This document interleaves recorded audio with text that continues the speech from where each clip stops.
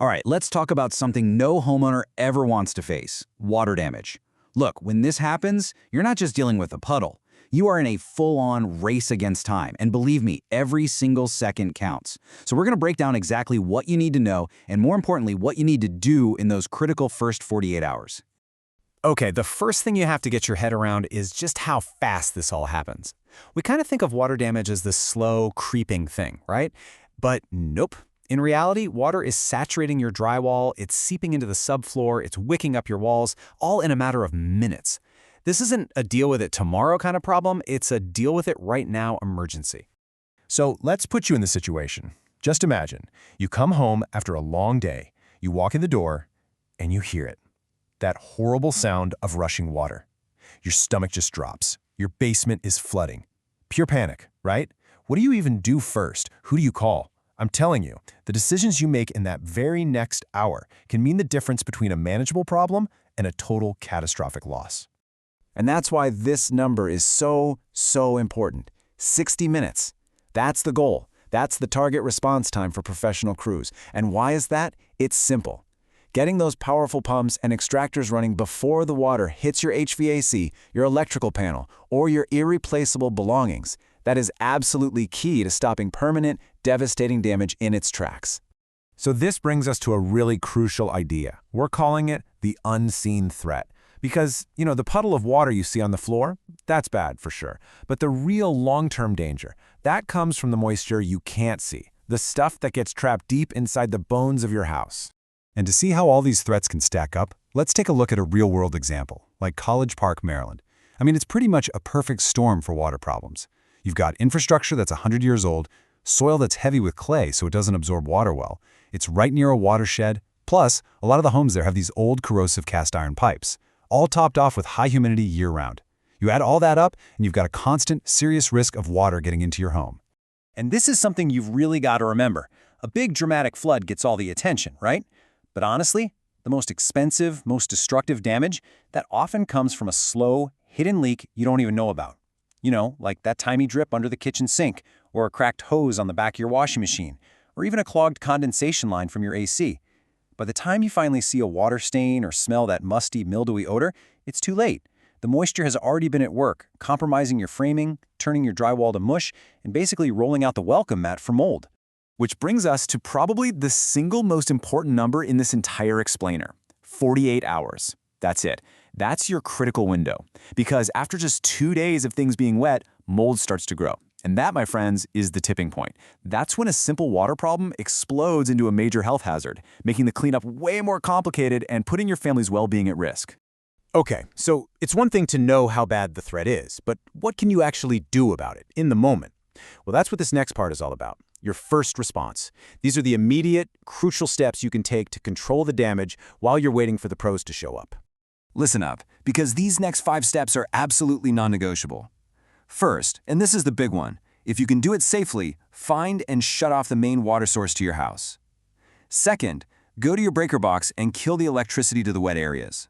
Water and electricity are a deadly combination. Third, start moving valuables, furniture, anything you can get out of the water. Fourth, and trust me, you'll thank me for this later, take photos and videos of everything. Your insurance company will need this. And finally, get on the phone and call a certified professional immediately. All right, you've done your part. Help is on the way. But what does that even mean? What are these pros actually going to do when they arrive? Let's pull back the curtain and demystify the whole thing with what we're calling the Restoration Roadmap. Knowing what's coming will give you some peace of mind in a super stressful situation. So the very first thing a professional crew will do when they get there is figure out what kind of water they're dealing with. Because believe it or not all water is the same. They use a standard system to classify it based on how contaminated it is. And that classification pretty much dictates the entire game plan for cleanup and safety. It all breaks down into 3 simple categories. First, you've got Category 1. This is clean water. Think of a burst water supply line. Pretty low risk. Then there's Category 2, which is called gray water. This is from something like an overflowing dishwasher or washing machine. It's got some contaminants in it, so you have to be more careful. But Category 3, that's the one you really don't want to mess with. That's black water. We're talking sewage backups, river flooding. This stuff is a serious health hazard and requires full-on protective gear and very specific safety protocols to handle. Okay, so once they know what kind of water it is, the actual work begins, and it usually follows this three-step process. Step 1 is emergency extraction. They bring in these massive pumps and vacuums to get all that standing water out fast.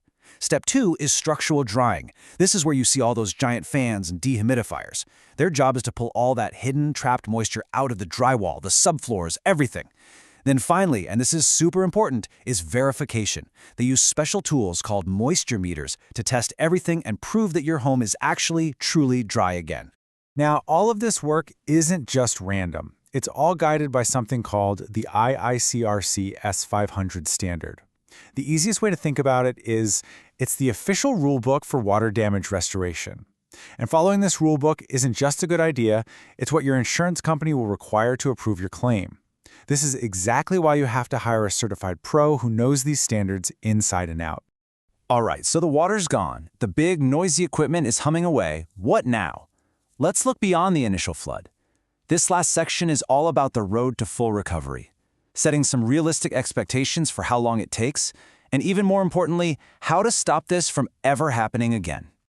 So the big question is, how long is all this going to take? Well, for normal stuff like drywall, you're usually looking at a minimum of 3 to 5 days of drying. But for denser materials like hardwood floors, plaster walls, or concrete, that could easily take up to 2 weeks. And listen, trying to rush this is the absolute biggest mistake you can make. If you just trap moisture behind new paint or new floors, you're not fixing the problem. You're just guaranteeing you'll have a massive mold problem down the road. And that brings us to the most powerful part of this whole conversation, prevention. Seriously, these simple tips can save you thousands of dollars and so much stress.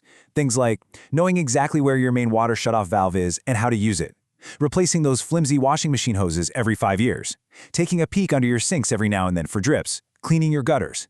Simple habits like these can make a world of difference in protecting your home. Look, water damage is one of the most common and most expensive things a homeowner can go through. The clock is always ticking. But hopefully, now you know that with quick, smart action and the right knowledge, you absolutely can protect your property and your peace of mind. It really all comes down to one question. Your home is probably your biggest investment, right? So, is it prepared for the unexpected?